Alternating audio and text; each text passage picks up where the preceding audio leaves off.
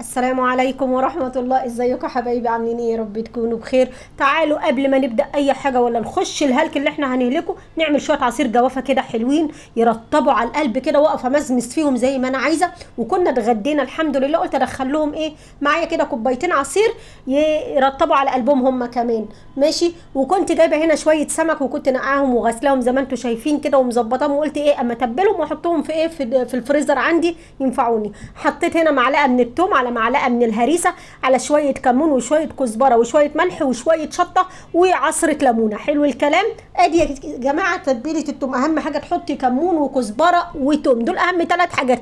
هريسه الشطه دي طبعا بتعمل لها روح تانية خالص خالص خالص، وبتفرق معاكي في التتبيله الحلوه. تمام كده. وامسكيهم دلكيهم كده مع بعض تدليكه حلوه عشان يدخلوا في بعض. وامسكي بقى السمك بتاعك كده، ايه، اديله تشريحه حلوه كده من الجنبين، بحيث التتبيله تخش فيه ويطلع منك مقرمش وحلو وطعمه جميل قوي قوي قوي، لا تتخيلوه يعني. المهم اكيد انتوا بتعملوا كده يعني، بس هي ايه، حاجه برضو زي ما قلنا قبل كده للي لسه جداد يعني. ماشي. المهم ان الحاجات دي بتفرق مع ناس، وفي ناس كتيره يعني على فكره عايزه اقول لكم ان هي بتبقى متجوزه بقى لها فتره ولسه فتره كبيره كمان، وما عندهاش فكره عن الحاجات دي، لانها مش بتحب تدخل المطبخ اصلا يعني. المهم زي ما انت شايفه، كانت كل سمكه بمسكها بايه بشرحها التشريحه دي، واتبلها التتبيله الحلوه دي. تمام. وكنا غاسلين، بص العيون دي انا بحب اشيلها طبعا، في ناس ما بتشيلهاش بس ما اعرفش ازاي يعني. وكنت شايله النغاشيش ومنضفاها تنظيفه حلوه قوي قوي من جوه لحد ما تخلي قلبها ابيض ونضيف كده. وكنت نقعه بميه بملح وخل، وبصي مظبطاه تظبيطه حلوه قوي. عارفه ليه؟ لما تنضفي القلب حلو ما يبقاش ممرر معاكي. اي واحده هيطلع سمكها مر، اعرفي ان هو مش مغسول كويس، ولا القلب من جوه عند السلسله بتاعت الشوك ديت بيبقى فيها حتت دم كده يا جماعه. دي لو ما طلعتش اعرفي ان السمك بتاعك هيطلع ممرر وطعمه استغفر الله العظيم يا رب، وربنا يعيننا ويعينكم يعني. ماشي. المهم تبلنا السمك بتاعنا اهو زي ما انتم شايفينه، كانت التتبيله مش هتكفي زي الحمد لله كفت يعني. المهم نمسكه بقى نكيسه كده على طول. اعملي حاجتك دي ودخليها، طالما هو هيتقلي السمك ده، انا هقليه مش هعمل فيه اي حاجه غير ان انا هقليه. انا بحب البولتي دايما مقلي يعني اكتريته يعني. ماشي. وساعات بعمله طبعا صينيه، بس ده كنت ناويه ان انا ايه جايباه ده على القلي يعني. ماشي. وحطيته كده في الاكياس زي ما انت شايفه، وهدخله الفريزر على طول، مش هستنى عليه لما اخلص شغلي ولا حاجه. طالما تبلت السمك بتاعك خلاص حطيه في الفريزر على طول، ما تستنيش عليه تقولي لما اخلص لما اعمل لما مش عارف ايه. لا، اوعي تعملي الحركه دي. تمام كده، لان ده مش صح يعني. ماشي. وحطيته في الكيس كده، اكياس تكون نظيفه طبعا واول استخدام، وتحطيها فيها. تمام كده. ده بالنسبه للسمك بتاعنا اهو. طلعوا دي سمكتين اهم كانوا زياده ما دخلوش في الاكياس، حطيتهم برضو ايه مع لوحدهم يعني. ماشي. المهم دايما نجيب سمكتين كده زياده، لعل وعسى حد يطب عليكي على غفله يعني. المهم جبنا بقى ايه النهارده، كان يعني بصراحه يوم المشتريات. المهم كان في عروض هنا حد منزلها في سوبر ماركت هنا منزلها، كان منزل الثلاثه ب20. جبت بقى شويه مكرونه على شويه شعريه اسباجيتي على مكرونه صغيره على شويه شعريه حلوين كده، ما كانش عندي شعريه وخلصت، رحت جايبه ايه كام كيس كده وحطاه. وجبت شويه بتنجان على شويه خيار كده للسلطه من الكبير ده صراحه. الصغير، واجيب الصغير غالي ليه؟ اجيب الكبير حلو ومتوسط كده في السعر بيمشي للسلطه. وجبت فلفل الوان، وجبت فلفل اللي هو الطويل التخين الحلو دوت. على فكره الفلفل ده يا بنات مش حراق خالص، الكيلو بيتباع فيه ب 10 جنيه، وساعات حد بيبيعه الكيلو ربع ب8. ماشي. وجبت الفلفل الرومي دوت، هنعمل منه بقى مسقعه، نعمل منه مخللات، نعمل منه حاجات كتيره. حلو برده، كان الكيلو ب 10 جنيه حلو زي ما انت شايفه كده. وجبت شويه الطماطم دول، قلت ايه اما اعصرهم بالمره لقيتهم كده ايه دبلانين عند الراجل، قمت واخده منه الكيلو ايه الكيلو ونص ب 10 جنيه.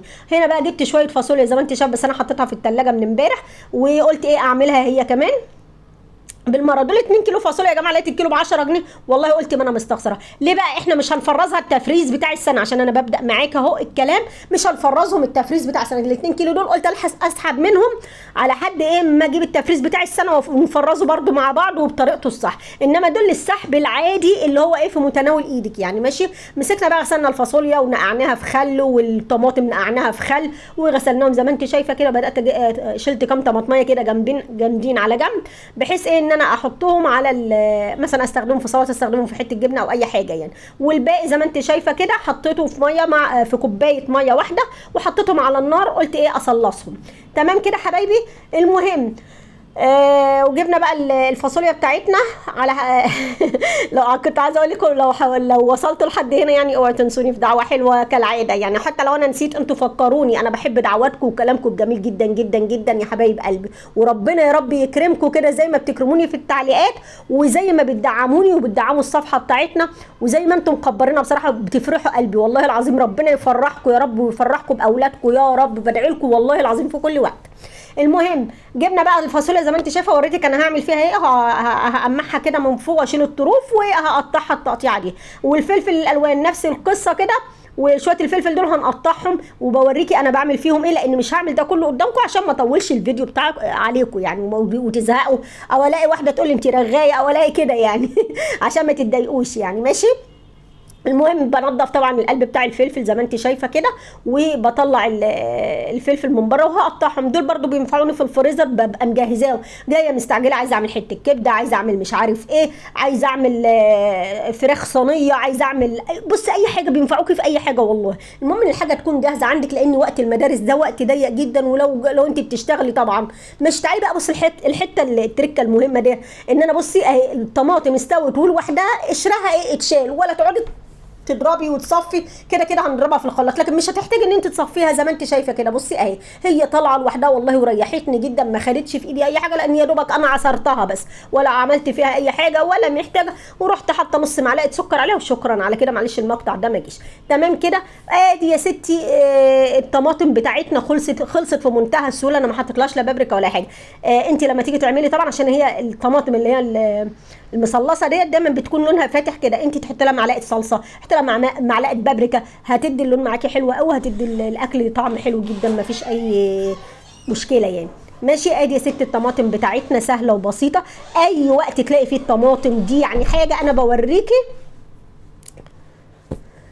بوريكي ان ازاي لو لقيتي اي حاجه رخيصه قدامك هاتيها، وما تفكريش، اعمليها على طول. من ضمن ان انت لو فاضيه في يوم على طول هاتي شويه تفريزات وحطوهم في الفريزر، هاتي شويه اكل ونضفيهم وحطوهم في الثلاجه، يعني ما تبقيش ليش انا فاضيه النهارده مش هخش المطبخ، لا بالعكس، الحاجات اللي انت بتجهزيها ديت بتسهل عليكي حاجات كتير، وبتخلي الوقت معاكي بسيط جدا، يعني ما بتحسيش ان الوقت ان انت مستعجله ولا حاجه، يعني بصي بتبسط عليكي حاجات كتيره، او ما تخليكيش تعملي مجهود في اليوم اللي انت هتطبخي فيه وكده، يعني حد طب عليكي على غفله مش عارف ايه، في حاجات كده كتير بتقف معاكي يعني، انت فاهماني. وادي الفاصوليا كنت خرطتها كلها، وزي ما انت شايفه كده عملتها، يعني بعمل انا اصلا طبختي بتبقى حوالي نص كيلو، لان احنا عددنا قليل وولادي ما بياكلوش خضار، وحكايتهم حكايه يعني، والموضوع سهل كده وبسيط، ما بكترش اصلا في الاكله عشان ما فيش حاجه تترمي خساره، لان انتوا عارفين الحاجه غاليه طبعا الايام دي، وحرام اصلا نرمي الاكل، تمام. بس ادي يا جماعه موضوع الفاصوليا، وموضوع الطماطم، وموضوع الفلفل حاجات مهمه جدا، وموضوع السمك الحاجات اللي بتفرزيها دي وتحطها في التلاجة على طول، مش كميات بس هي بتنفعك في وقت ايه زنقه، ماشي. واوعي بالله عليكي تنسيني في اللايكات الجميله، واوعي تنسي تصلي على سيدنا رسول الله عليه افضل الصلاه والسلام، واوعي تنسي تديني اللايك والشير والابتسامات الحلوه اللي انا بشوفها في التعليقات والكلام الجميل. الهي ربنا يكرمكم يا رب كمان وكمان، واتمنى ان انا اكون اسعدتكم وخدتوا مني فكره، واشوفكم على خير في الفيديو اللي جاي.